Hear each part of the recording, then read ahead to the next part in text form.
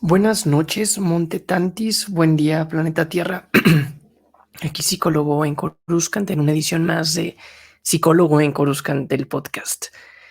Hoy voy a hablar de 5 puntos que he estado analizando sobre The Bad Batch, una serie que yo creo que nos tiene a todas y a todos con la atención puesta y que realmente refleja, o sea, no voy a entrar aquí a analizar los capítulos porque pues eso lo pueden hacer en muchos otros canales de contenido de Star Wars, que luego les voy a contar una iniciativa, bueno, les voy a dar seguimiento a una iniciativa que les había contado de unir esfuerzos con tantas y tantos otros creadores de contenido de Star Wars en Latam, pero pues mi objetivo no es ese. Este es un podcast que quiero que sea un poco más atemporal y que alguien fan de Star Wars, ya sea en el hype de la tercera temporada o en un par de meses o años o en algún punto, quiera analizar 5 puntos de la psicología de Bad Batch. Son 5 puntos que voy a profundizar, que preparé con mucho gusto. Y aquí nada más debo de ser sincero con un tema personal. Hoy, o sea, yo siempre que he grabado estos podcasts, nunca he detenido alguno. Se han dado cuenta que he pasado de todo con mi perro, con que tocan a la puerta, con N mil cantidad de cosas. Me gusta que realmente fluya como un monólogo y como una plática, porque creo que eso es la riqueza de los podcasts. El que te sientas que estás ahí hablando conmigo, porque pues es lo que estamos haciendo. Si tú me permites un poco de tu tiempo en un trayecto, en algún momento, pues estamos aquí platicando. Y creo que esa es la magia de los podcasts, el tener esa posibilidad de escuchar y que pues, si hay interrupciones, pues fluyan como fluye en una plática normal. Creo que le quita un poco esa idealización de perfección de otros medios de comunicación. Pero hoy podría ser la primera vez que vaya a frenar una grabación y eso es porque estoy solo con mi hija. Mi hija es una bebé de 8 meses y ella está dormida en su cuarto porque ya es una bebé independiente dentro de la paradoja de bebé independiente, que es casi contradictorio y contraintuitivo esos términos, y mi esposa salió a cenar. Entonces tengo aquí el monitor, por eso incluso estoy hablando un poco más bajo, y además la red de la grabación del podcast seguramente influye a la red del monitor, entonces me pueden notar un poco distraído al respecto, pero bueno, es que miren, ustedes lo habrán notado, yo cuando empecé a crear contenido, o sea, por más de 500 días consecutivos hice un análisis en Instagram y eso creo que permitió el crear cierto tipo de constancia en la cuenta, ¿no? Y también de tener suficiente contenido y de ir reforzando mi ojo crítico para tenerlo ahí activo. Y también empecé el podcast como a los 6 meses de que empecé con Instagram, porque mi contenido principal es en Instagram. Y ahí también desarrollé más de 50 episodios de un podcast, más de uno por semana. Bueno, no, alrededor de uno por semana, algunas veces más de uno, otras veces sí pasaban como 10 días máximo. Yo creo que fue lo máximo que pasó en el primer año. Pero luego, por suerte, nuestra vida cambió para bien porque llegó nuestra bebé.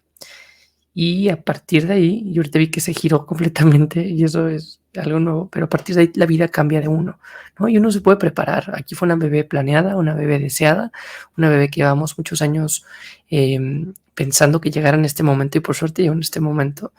Yo como psicólogo, uno podría decir que fácil tener un papá psicólogo o que difícil tener un papá psicólogo, las dos cosas pueden aplicar, pero pues uno nunca va a tener un rol de terapeuta en su vida, ¿no? Porque la terapia es muy fácil verla en tercera persona, como la premisa de psicólogo en Coruscant.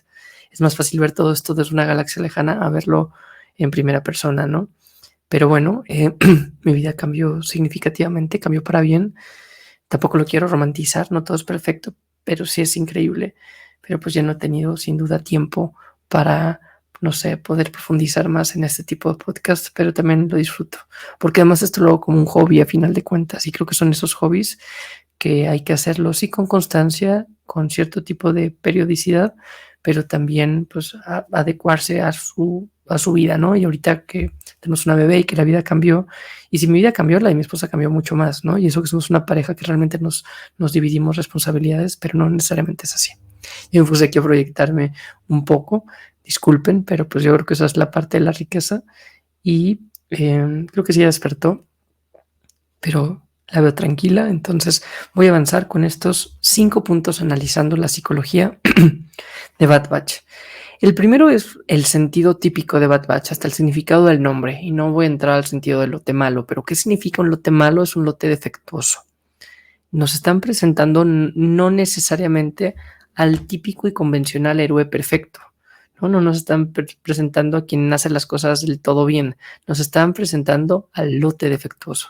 ¿Y qué dice de un lote defectuoso? Que es un lote, no sé, de anomalías, que tienen ciertas cuestiones que no los vuelven el típico clon, a pesar de que la definición de clon es que sea idéntico. Pero yo aquí quiero hacer un poco esta reflexión muy de Big Bang Theory, si saben a dónde voy, en donde como antes tal vez el ser geek puede tener una etiqueta negativa. Hoy ni siquiera debería ser una etiqueta, es una forma de comunicarnos, ¿no? Y que nos atrevemos incluso a presentarnos frente a una cámara para hablar de este tipo de cosas y no sufrir bullying, ¿no?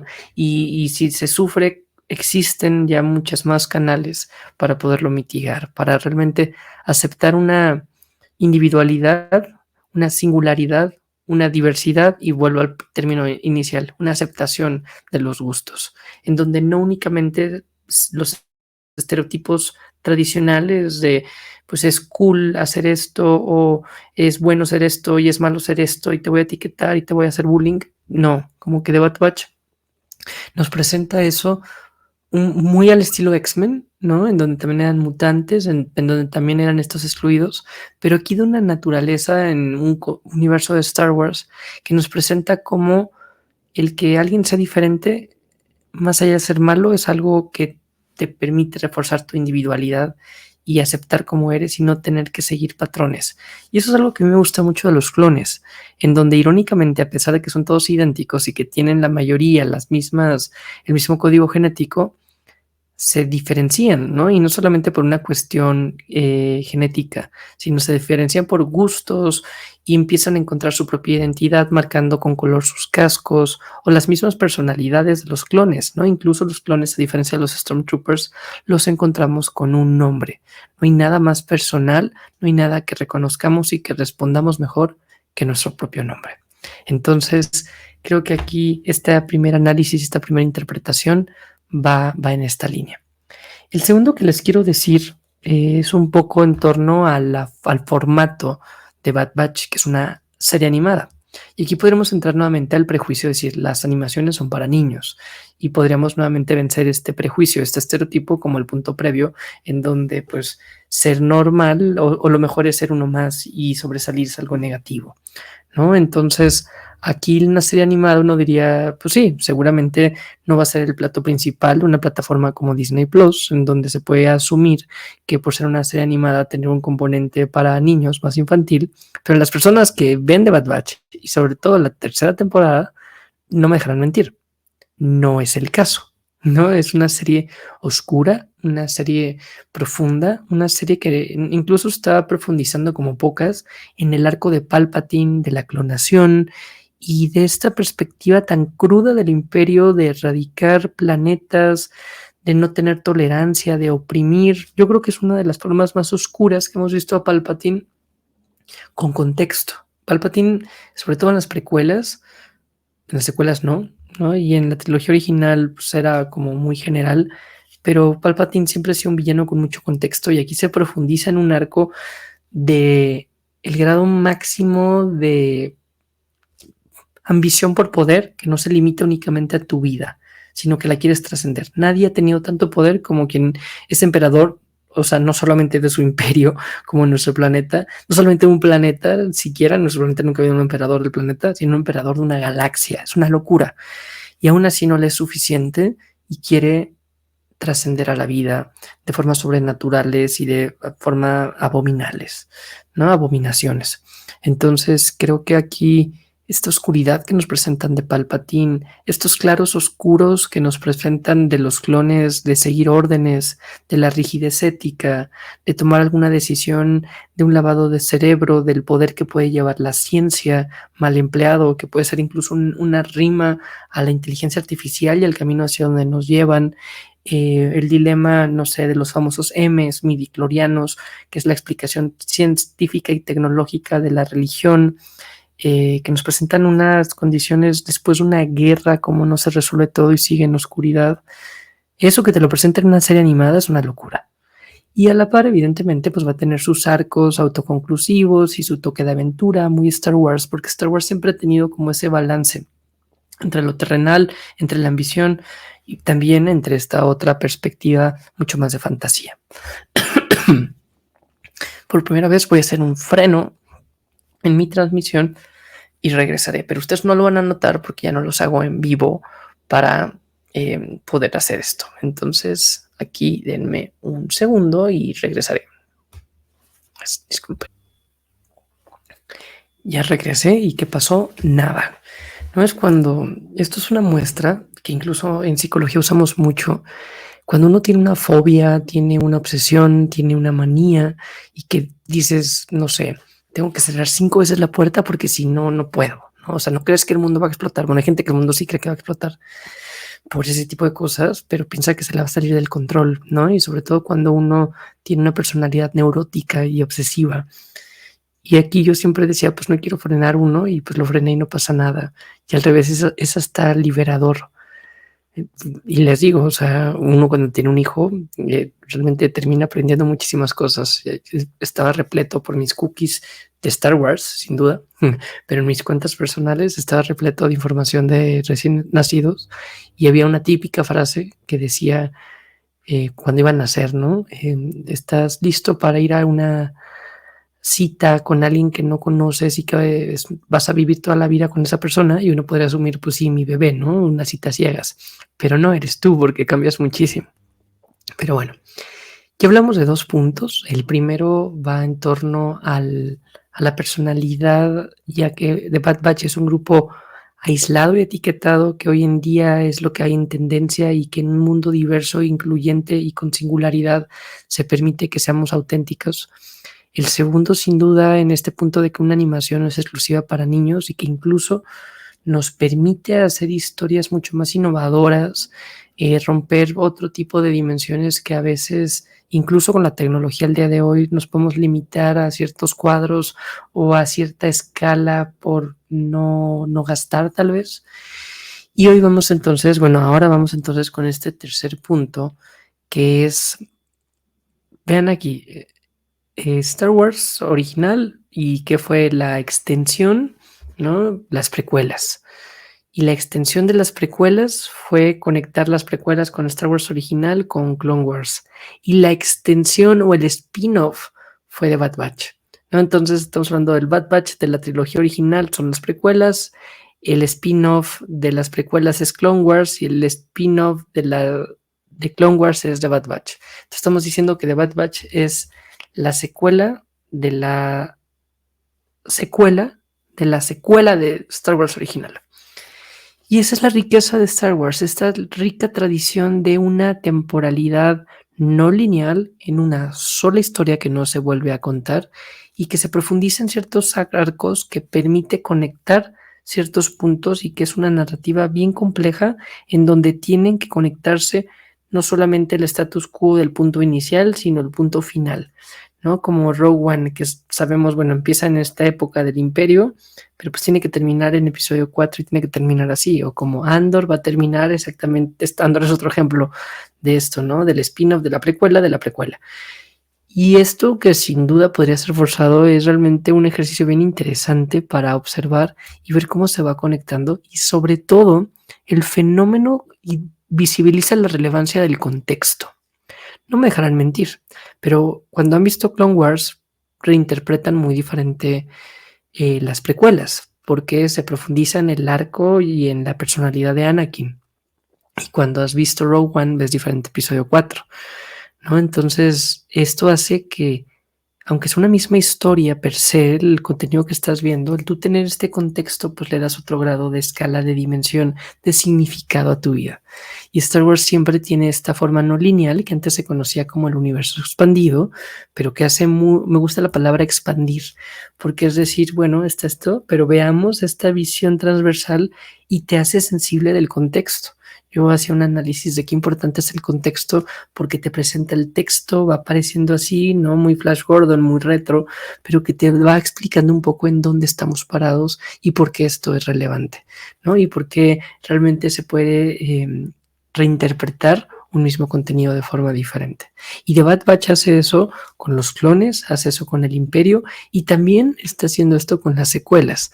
A mí, y lo hacía también en un short, algo que Star Wars incluso se está reinventando ahora con esta fase de Disney Plus es contarnos una historia, sí, que se profundiza, sí, en diferentes líneas temporales, pero al mismo tiempo, ¿no? El proyecto Necromante lo podemos conocer desde la perspectiva de Mandalorian y nos lo van actualizando en los Mandalorian en las secuelas y también ahora con Clone Wars, ¿no? Y con Ahsoka también. Entonces, como que un mismo punto se va contando y aquí lo emocionante es que viendo The Bad Batch puede ser que nos salga una conexión con Kino Lloyd, ¿no? Y que es Andy Serkis, que es este personaje, esta personalidad que se da este pitch con Andor en Arquina 5 de que no sabe nadar, pero que yo, en una teoría personal, se me hace una coincidencia que sea el mismo actor que da la voz de Snoke. ¿No será que vaya a haber ahí alguna conexión genética?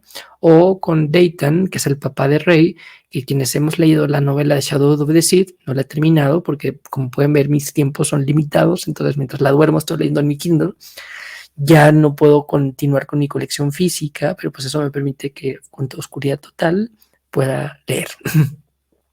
Pero que Dayton, que es un hijo de hebras genéticas de Palpatine, pero híbrido, pueda ser pues no sé, pueda conectarse esto de alguna forma con The Bad Batch. O incluso Ventress, que la vemos también en otra serie de libros, de novela con Discípulo Oscuro, no es una serie, solamente es una, que justo es un spin-off de Clone Wars, de un arco inconcluso que se lleva una novela y que ahora regresa a una serie animada, pero que se interpreta de otra forma.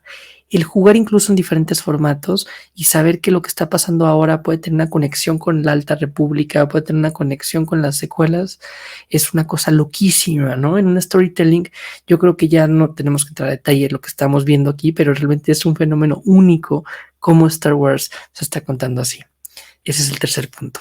El cuarto punto, yo creo que es un mensaje de resiliencia, ¿no? En donde aquí The Bad Batch es este mensaje de se vale evolucionar y se vale ser diferente, o sea, ser diferente lo he dicho en el primer punto, pero la evolución, la transformación, de decir, a ver, éramos clones que seguíamos órdenes para la república no existe más, está un imperio en mi contra, con unos chips del orden 66 con un lavado de cerebro, pero aún así puedo seguir haciendo las cosas como quiero. Y puedo seguir este mensaje de ser bounty hunter y puedo tener una niña, ¿no? Ahora a mi cuidado, ¿no? Como yo, ¿no? Como Hunter tiene a una niña. Si te fijas, en Star Wars tiene estos lobos solitarios siempre, ¿no? Como Mando que se encuentra a una niña, a un niño y lo forma. Igual acá, o incluso que no vi en su serie, ¿no? Como que Disney últimamente nos ha dado ese tipo de reflexiones. Pero bueno, aquí a final de cuentas, este punto de seguimiento, de tener esta perspectiva, de decir, pues bueno, las condiciones cambian y me toca a mí también cambiar y me toca evolucionar, pues por definición de Bad Batch es un cambio, ¿no? Una mutación genética, algo que tienen diferente y son resilientes y se saben transformar y saben evolucionar. Y creo que es un mensaje bien positivo, no de rigidez, sino todo lo contrario, de realmente decir, bueno, las condiciones ojalá estén a mi favor, pero si no lo están, pues es así. Yo doy clases, además, ¿no? O sea, tengo un trabajo de tiempo completo y además doy clases. Hoy me estoy desahogando mucho, ¿no? Pero bueno, es parte de, ya llevamos un tiempo de conocernos, hay confianza, es un podcast. Pero yo en mis clases muchas veces digo, la vida no es justa. Y eso puede sonar como súper poco alentador, pero es una realidad, no lo es. No hay que apostarle a que lo sea. ¿No? Hay que vivir con esas condiciones de no necesariamente las cosas salen como yo quiero que salga o como tendrán que salir. A veces a la gente buena le pasan cosas malas, a veces, no sé, no todo necesariamente es meritocrático, incluso el mundo con la desigualdad. Pero bueno, entonces entendiendo esto, pues también te permites avanzar. Esto es parte de una teoría incluso cognitivo-conductual o existencial humanista, en donde dices, pues así son las condiciones, no dependen de mí, voy a trabajar lo que de mí depende. ¿Y qué depende de mí? ¿Cómo percibo las cosas? Mi pensamiento, mi interpretación de todo esto, ni siquiera la de alguien más. Entonces, esto creo que tiene una resonancia bien importante con el deber ser de Bad Batch. Y no solo de Bad Batch, sino incluso con Rex, con Cody o con el mismo Crosshair, que vemos que tienen sus arcos de ir viendo y decir, bueno, me debo de adaptar. Y finalmente, el quinto y último punto, y que se conecta mucho principalmente con Crosshair e incluso con Rex, es que esta serie está repleta de dilemas éticos. Un dilema ético es una situación en donde no es un caso del libro de que esto está bien y esto está mal, sino en la que en las dos contextos puede haber una potencial respuesta negativa y es ver en cuál es menos negativa. Y aquí se nos han presentado dilemas éticos en una serie animada, en un spin-off de un spin-off, en una serie de los bichos raros, en una serie en donde realmente se profundiza en diferentes arcos. Se nos presenta este elemento y aquí Omega juega la voz de la verdad, de la inocencia, de la bondad, de la justicia, pero nos vamos dando cuenta cómo estos arcos y cómo a mí me encantó el hecho de que Crosshair se quitara el chip y aún así siguiera con su convención, porque es decir, yo soy responsable de las consecuencias que estoy haciendo. No estoy culpando a las condiciones para hacer lo que estoy haciendo. Eso, ¿no? En una potencial redención que es típico del mensaje de esperanza de Star Wars, te da una connotación bien diferente. Porque dices, ya no lo quiero seguir haciendo, me arrepiento, pero la maldad y el impacto cuando lo hago consciente va a existir. Pero no es suficiente para no decir, no quiero dejar de hacerlo. ¿No? Es el seguir adelante de un vicio, seguir adelante de una caída, seguir adelante de algo que nos pueda hacer la vida complicada.